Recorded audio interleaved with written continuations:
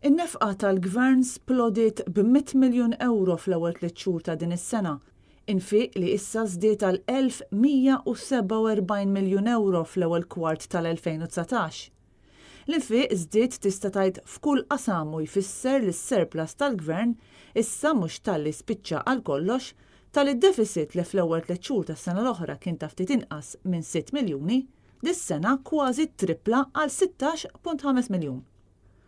Id-dejn tal-Gvern fl-aħħar ta' Marzu kien ta' aktar minn 5800 miljun euro, żieda ta' ftit aktar minn 113 miljun euro fuq l-istess perjodu tas-sena li għaddiet. Minkejja li ċifri tal-Uffiċċju Nazzjonali tal-Istatistika juru li l-Gvern irreġistra żieda fit-tħul ta' ftit aktar minn 89 miljun euro, dawn jisfaxxaw fix-xejn meta wieħed qis il-100 miljun żieda fl-infiq. Fl-ewwel 3 xhur tal-2017 il-Gvern kien irreġistra surplus ta' ftit aktar minn 36 miljun euro. Iżda fl-istess perjodu tas-sena li għaddiet dan inbidel f'deficit. Deficit li issa kompla żdied din is-sena. F'April li għadda l-NSO pubblika ċifri li wrew li l-Gvern ta' Muscat kien irreġistra żbilanċ ieħor fil-finanzi tiegħu.